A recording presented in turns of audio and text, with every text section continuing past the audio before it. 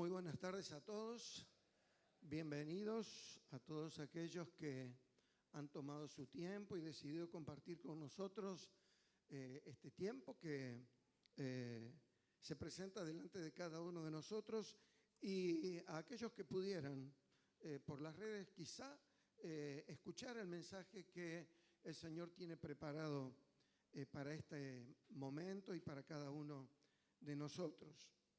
Vamos a comenzar con una lectura en la epístola o carta a los Hebreos, y en su capítulo 1 y en su primer versículo.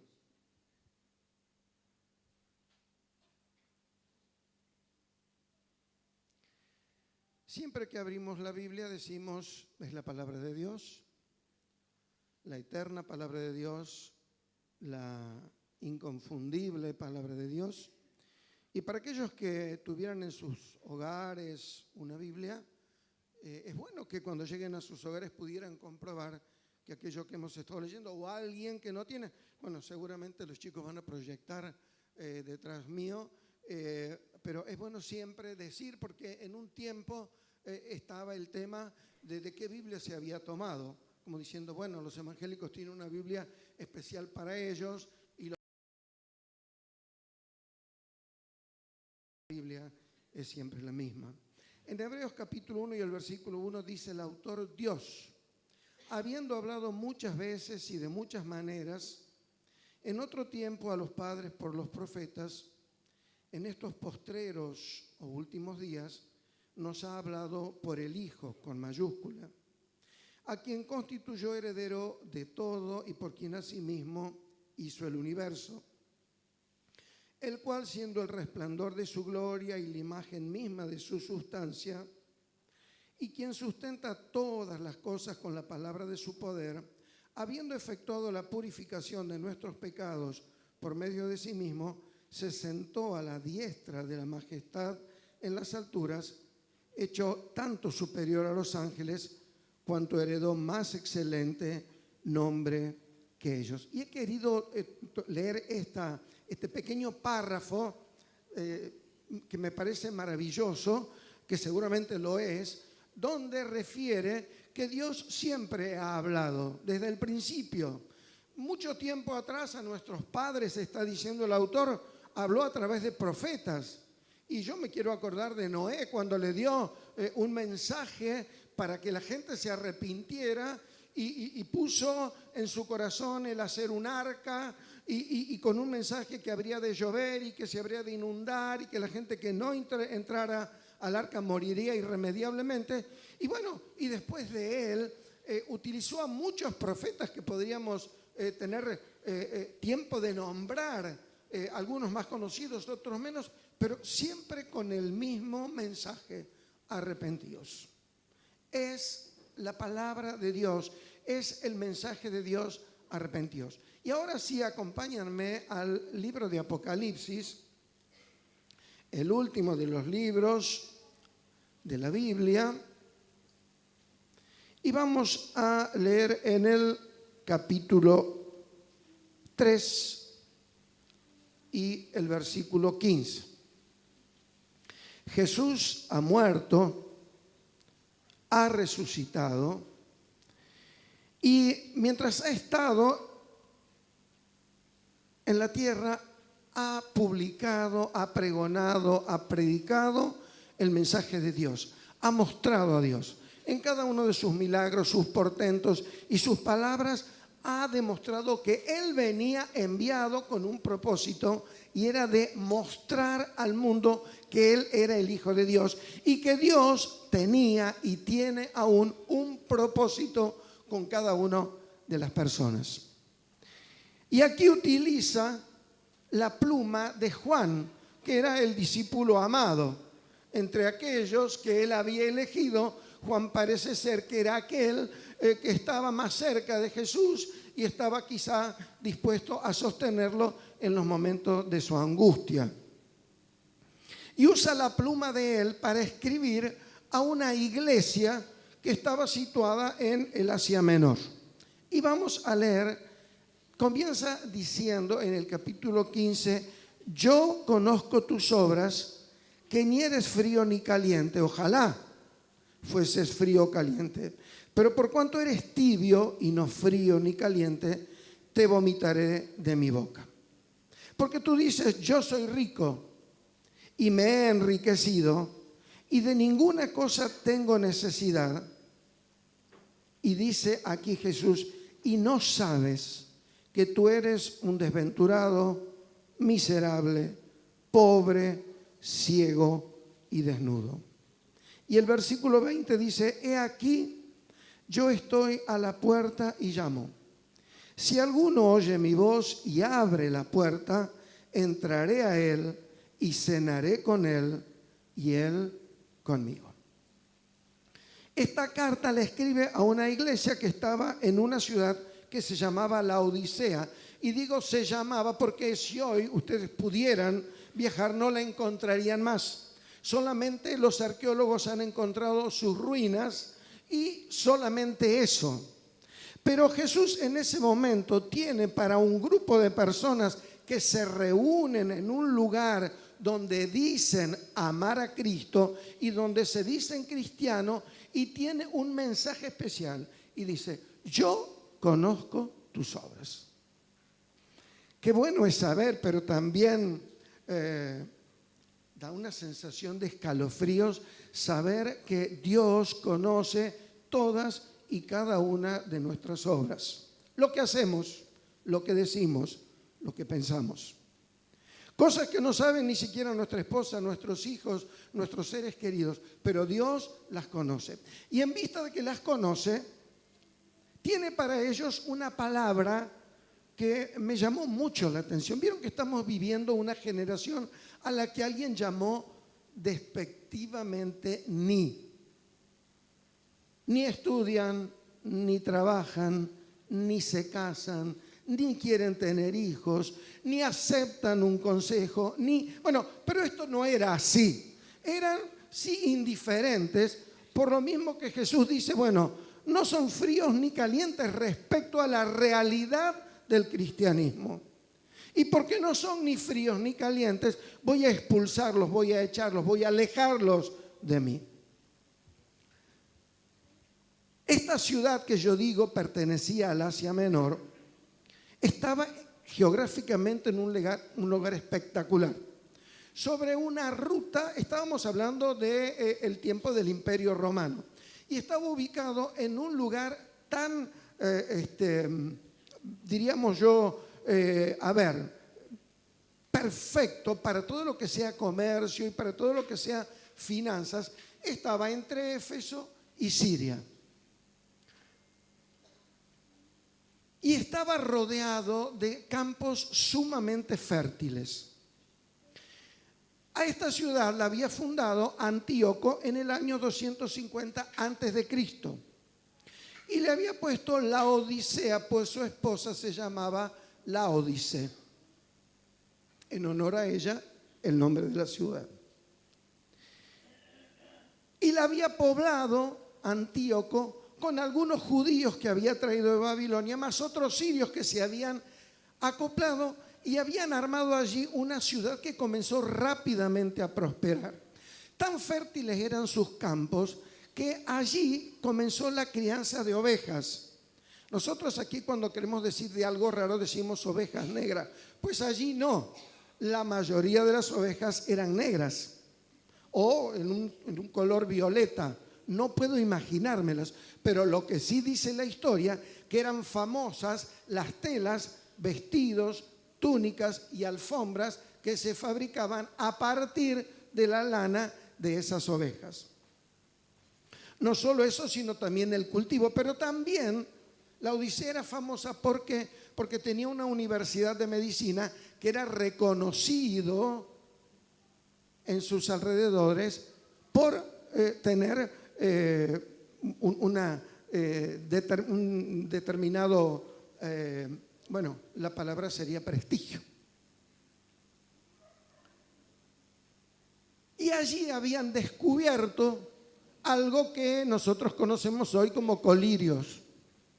Y entonces desde muchos lugares la gente que estaba afectada de la vista venía en busca de esa medicina y de ese medicamento. Vale decir que tenían una industria farmacéutica próspera, una industria textil muy próspera también. Había llegado el caso que habían impreso y acuñado su propia moneda. Todos sabemos hoy la importancia que tiene para un país tener su propia moneda. Es algo que denigra, es algo que quita estatus a un país manejarse con otra moneda que no sea la propia. Pues ellos habían llegado a tener su propia moneda. Habían tenido por el año 65 a.C. un sismo terrible que había casi destruido totalmente la ciudad. Y Roma había ofrecido la ayuda económica para poder restaurar a la ciudad. Y ellos dijeron, no hace falta, podemos hacerlo nosotros. Dicho y hecho, lo hicieron. Será por eso que ellos creían que eran ricos. Porque dice Jesús, les escribe a través de Juan y dice, ustedes dicen, somos ricos y nos hemos enriquecido y no tenemos falta de ningún bien. Pero, dice, ustedes ignoran lo que verdaderamente son. Y entonces esa es una descripción que da como escozor al escuchar en las palabras de Jesús que justamente en contraposición a lo que ellos creían era la realidad.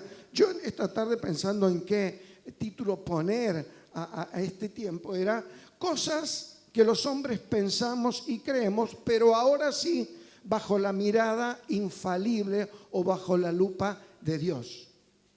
Ellos pensaban eso que eran. Y el motivo quizá es el que yo estaba diciéndoles. Pero Jesús los confronta y dice aquello que tiene para decirles. Cuando dice no tenemos falta de ningún bien, ellos podrían haber dicho tenemos de todo. Y me acordé, y este es un momentito aparte, cuando estudiaba en Córdoba, los miércoles iba de visita, como quien no quiere la cosa, a merendar a la casa de unos tíos, a ponernos al día. Bueno, y el tío tenía un taller y con muchísimo trabajo. Y se había apencado un amigo de los que nunca faltan. Y entonces iba al taller muy seguido, un señor Ferreira. Y bueno, y iba siempre con cosas que le ocurrían en la vida diaria y lo comentaba. Y un día llega y dice, don Gatti era mi tío, dice, ¿no sabe lo que me pasó? ¿Qué te pasó? Me robaron todo. Y entonces la pregunta nos salió a todos. ¿Cómo todo? Todo, dicen. Digo, a ver, Ferreira, ¿qué es lo que en verdad te robaron? Bueno, dice, no voy a decir más. Me robaron todo. Bueno, la verdad que todo y nada son palabras que, bueno, permiten pensar, pero esta gente en su corazón, en su mente decía, tenemos todo, no nos falta nada, no tenemos ningún tipo de necesidad.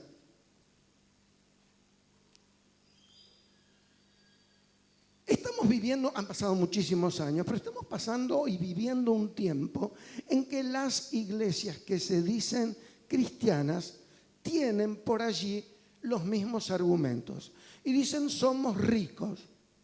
Bueno, somos ricos. A ver, pudiera ser, somos ricos en salud. Y vaya que si es una riqueza incalculable tener salud.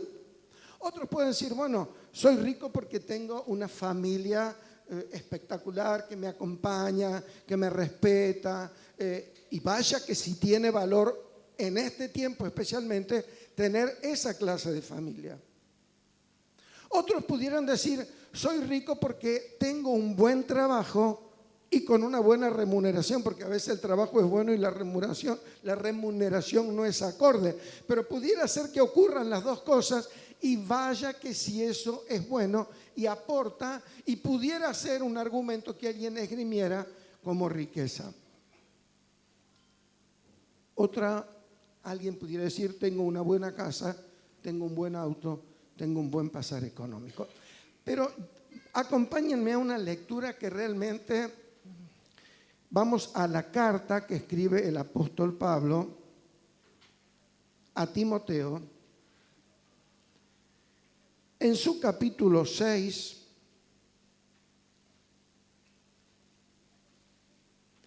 y el versículo, vamos al 17.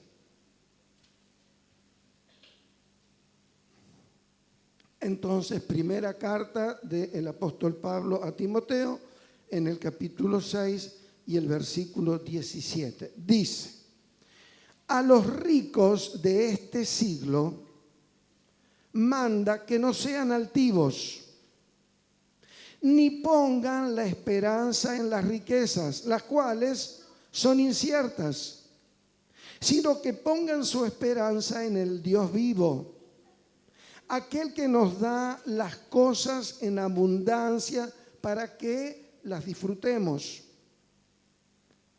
Manda a los ricos de este siglo que hagan bien, que sean ricos pero en buenas obras, que sean dadivosos, que sean generosos y que atesoren para sí un fundamento bueno para lo porvenir y que echen mano o se preocupen por la vida eterna.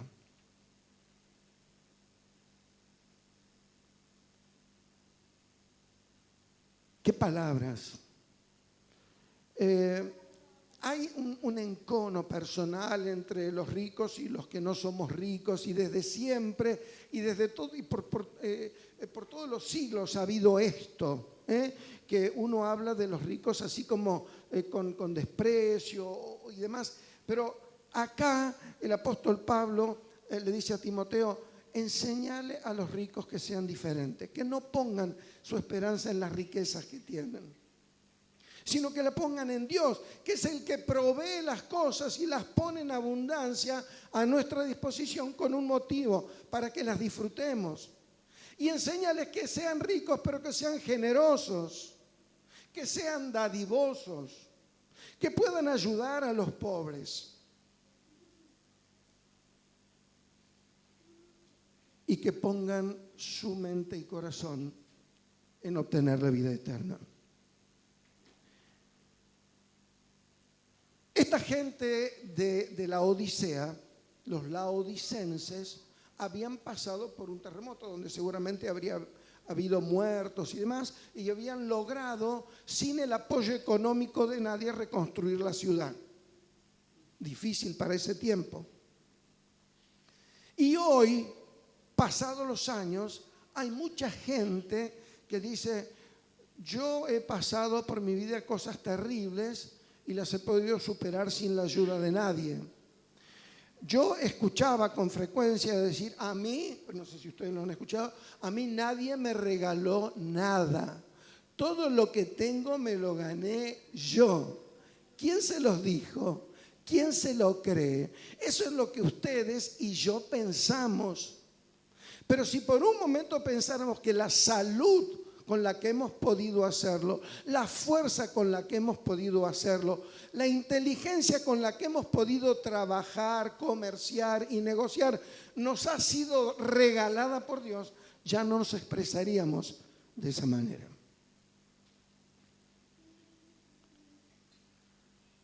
Y dice, ustedes que tienen el colirio que todo el mundo busca, parece que venían como compactados. Me hubiera gustado verlos, pero bueno, vaya a saber cómo eran. Y ellos también eran famosos porque fabricaban alguna medicación para los oídos. Ojalá hubieran preparado algo para los tinnitus, que son los sonidos, silbidos que uno tiene permanente en sus oídos. Pero bueno, y miren lo que les dice, ustedes son ciegos. Y ustedes que fabrican túnicas y telas que son reconocidas y que son deseadas en gran parte del mundo, están desnudos. Y ustedes que se dicen ricos son una manga de avaros y son pobres y son desventurados y son desdichados. Y entonces dice el Señor, arrepiéntanse. Cambien sus corazones. Ellos están dentro de una iglesia y creen estar protegidos. Ellos dicen, conformamos una iglesia y tenemos un Señor y ese Señor es Cristo. Pero Cristo resulta que está afuera a la puerta y dice, he aquí yo estoy ¿dónde? A la puerta y llamo.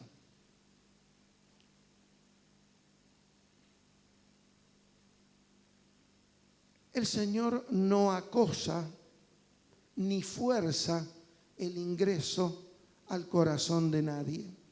Y no me refiero al corazón como músculo, que es fantástico.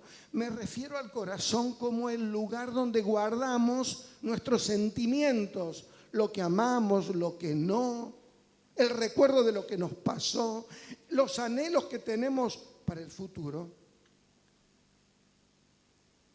Un autor y dramaturgo, Lope de Vega, escribió un poema que, bueno, en un castellano que hoy costaría entenderlo, pero más o menos dice esto. Tanto tiempo has estado, habla con Jesús, a mi puerta y veo tus vestidos llenos de la escarcha del frío, pero no te has movido de allí. Y has estado siempre llamándome. Y tus pies se han lastimado porque no se han movido de allí pese al frío. Y yo he mirado a través de la ventana y te he dicho, mañana voy a abrirte. Y llegó ese día y volví a decirte, mañana voy a abrirte. Y ese día nunca llegó. Dice, he aquí yo estoy a la puerta y llamo. Hay dulzura, hay amor. Y eso hace que la fe cristiana sea distinta a la concepción que había en ese tiempo. En ese tiempo cualquiera pensaba que lo lógico era que los hombres buscáramos a Dios. Pero a nadie se le ocurría como lógico que Dios saliera en busca de los hombres. Pero bueno, gloria a Dios y gracias a Dios que en el capítulo 15 de Lucas, Dios muestra a un pastor que sale en busca de la oveja que se perdió. Y no tiene reproches, va en busca de ella y la trae gozoso sobre sus hombros. Y habla de una mujer que pierde una dracma que pudiera no ser importante para alguno, pero para ella sí, y no se va a dormir, sino que la busca hasta encontrarla. Y habla de un padre que va al encuentro de un hijo que vuelve arrepentido a su casa. He aquí yo estoy a la puerta y llamo. Si alguno oye mi voz, y créanme que hay muchos que han cerrado sus oídos porque no la quieren escuchar. Ese es un grupo que ha decidido cerrar sus oídos a la propuesta de Dios. Arrepentirme jamás. Hay otros peores que yo. Hay pecados más gruesos que los que yo he cometido. No necesito de eso. Pero hay otros que aún tienen sus oídos abiertos al llamado de Dios. Pero hay mucho ruido alrededor. Hay muchas voces que se levantan y le dicen una cosa y otra y hacen que la voz de Cristo parezca inaudible. Pero dice Jesús, si alguien escucha mi voz y abre la puerta, va a ocurrir algo hermoso y es, voy a entrar y voy a cenar con él y él conmigo. Los judíos tenían 3 comidas importantes, o más o menos así. El desayuno era algo para nosotros raro. Era un pedazo de pan al que sumergían en vino. Mi abuelo era italiano y cuando preparaba el mate cocido, siempre le ponía un poquitito de vino. Nunca entendí, pero una costumbre italiana seguro. Bueno, los judíos normalmente desayunaban de esa manera.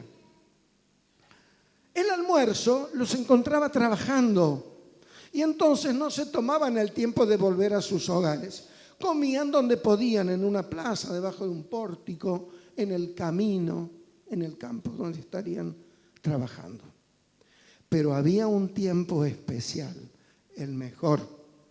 No solo por la comida, sino por el compartir con la familia, sino por aquella comunión, aquel tiempo esperado, donde sin apuro podía estar en familia. Y ese tiempo es el que dice Jesús: yo voy a venir y voy a cenar, voy a estar en el mejor de los tiempos de tu vida, porque quiero compartir con vos tantas cosas.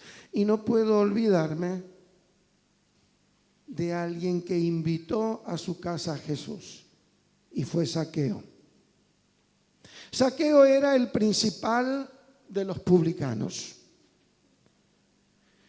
Y era alguien que, aunque tenía una baja estatura, se ve que una cabecita bastante importante a la hora de hacer números, y cuando cobraba impuestos siempre se quedaba con algún vuelto. Y no era argentino. Pero Zaqueo en su corazón dice que quiso conocer quién era Jesús. Mejor, cómo era Jesús. Y entonces, por su pequeñez, por su estatura pequeña, y seguramente porque no era querido por aquellos conciudadanos, decidió subirse a un árbol. Y desde allí quería ver cuando pasara Jesús. Y oh sorpresa, cuando Jesús pasa por aquel lugar, Zaqueo baja. Deseo ir a cenar a tu casa. Es necesario que vaya a tu casa. Y entonces Zaqueo, entre avergonzado y dichoso, baja rápido de aquel lugar y recibe a Jesús en su casa gozoso, con alegría. Y no faltan los chismosos del barrio, aquellos que siempre se creen mejores y dicen: mira a Jesús a la casa donde fue a meterse.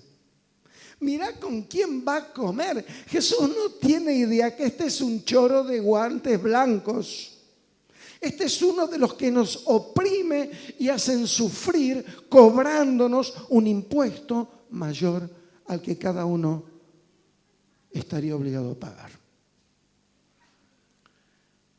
Pero en aquella intimidad, en ese entrar a la casa, seguramente ha habido un diálogo en el que Zaqueo abre su corazón y le dice: Señor, estoy cansado de robar. Estoy viviendo una vida que no quiero. Señor, llega la noche y mi vida y no puedo dormir. Y veo a mis conciudadanos y no me da la cara. No quiero más esta vida. Y entonces no sabemos cuál fue la conversación, pero sí sabemos cuál fue el resultado, porque Zaqueo sale y dice: vengan, vengan. Doy de lo que tengo la mitad a los pobres, no lo necesito. Y aquellos que he defraudado, se lo devuelvo cuadruplicado. Vaya cambio. Quiero terminar para que esto que ha sido un pensamiento te lleve a una decisión. No tendría sentido que nos hayas visitado y te vayas y digas: qué lindo cantaron, si te gustó o no, qué bueno, pasé un lindo momento o no, no lo sé, pero ojalá, y el propósito de esto es que te vayas, te vuelvas a tu casa con una decisión, que no hace falta ni que la compartas conmigo, que lo hables con Dios. Decía Yo no sé cómo fue, y quiero volver a la Odisea, qué palabras dijeron cuando leyeron la carta que decían: arrepiéntanse, porque ustedes se creen ricos y que no necesitan nada, pero son ciegos, son pobres, son miserables. Yo no sé qué decisión tomaron, pero sí sé que la Odisea no existe más, que es una ciudad que desapareció del mapa y ahora cerquita de ellos están construyendo otra pequeña ciudad con otro nombre. Quiero decirte, quiero rogarte que en esta tarde, esta noche, puedas mirar el interior de tu vida. Y si hasta hoy te has creído que no necesitas de nadie, quiero decirte que necesitas de Dios. Y si crees que tenés todo, quiero decirte que necesitas urgentemente el perdón de Dios. ¿Por qué? Porque cuando todos pecamos, ustedes y yo, unos más, otros menos, la Biblia dice que con un solo pecado ya somos pecadores, y en tal condición, como ofensores de Dios, todos estamos alejados, como vomitados de la presencia de Dios.